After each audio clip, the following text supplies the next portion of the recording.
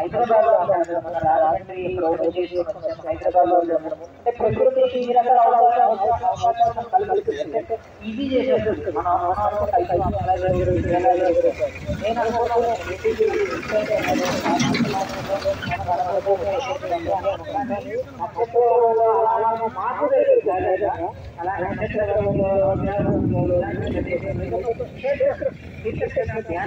భోజనం చేయడం వల్ల శక్తి పెరుగుతుంది, ఆహారం కడుపుతుంది.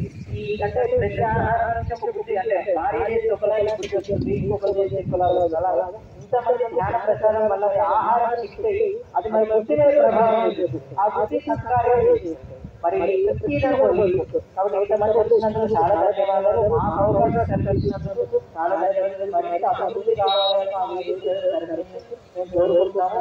మీరు ఇంకో 10 మంది తీసుకొచ్చి ఇంకా అభివృద్ధి చేయాలని కోరుకుంటున్నాము.